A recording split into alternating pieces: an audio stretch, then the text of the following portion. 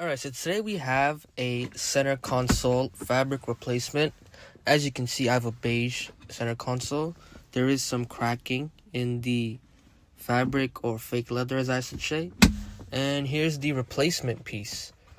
I opted out for an actual top instead of getting a cover because, it's more of an OEM look and it looks better.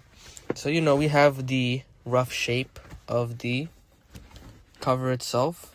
So in order to install this, we will first be taking off this top plate with the old fabric on, and then we'll be putting on this new fabric with adhesive and staples. As you can see, we have some general installation tips, and then how to remove the wrinkles. And then here we have a pry tool that came with the package. This cost me around $20 plus tax overall.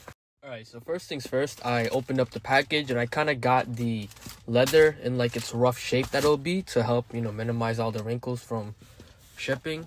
And then later on, we will be using a heat gun or a hair blower to, get rid of all the wrinkling as they recommend. But in order to take this off, first we have 2 screws up here, which I'll be removing. So here are the 2 screws that I removed. As you can see, they are pretty small, so I would be careful with that. I'm going to leave these in a cup holder right here. Next, we're going to use a pry tool.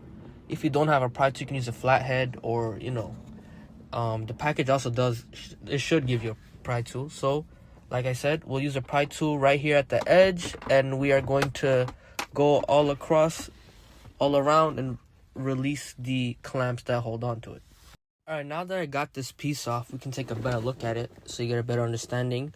So first you have the 2 screw holes right here. You remove those. Then use the pry tool and you go along the edge right there. And what you're trying to do is you're trying to release these 3 tabs on one side and then these 3 tabs on the other side. And once that is done, you just have these hooks that go in. You can just lift it. Feel free to use a little bit more force than you might think, because these aren't parts that are regularly loosened. And then from here we can take this plate off. Alright, so these Camrys do have a sliding armrest, which just a little bit of extra elbow room for the driver. So what you need to do is you want to close it, slide it back down to the normal spot, and then you want to push down on this tab. And as you can see, it went inside this plastic piece. Like I said, you push this down so the cover, the tab is, past the cover. And then you have a tab down here. Just press down and it should just slide out.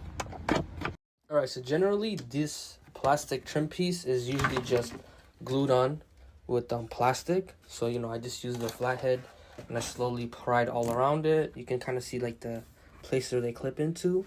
When we put it back on, I'll just be using some adhesive or some strong glue like JB Weld or super glue to put it back on. But now we have access to just the lid and then the fabric.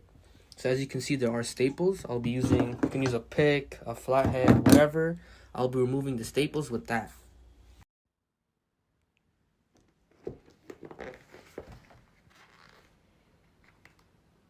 Alright, so if we fully got the old cloth off, here we have the new one.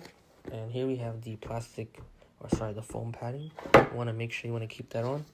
I just took it off because I'm going to re-adhesive this up so it sticks better. Alright, as you can see, there are still some wrinkles from shipping. So first things first is I would use a heat gun. Or I don't have my heat gun on me, but I do have this hair dryer. And I'll be applying some heat to the corners just to get some of the creases off.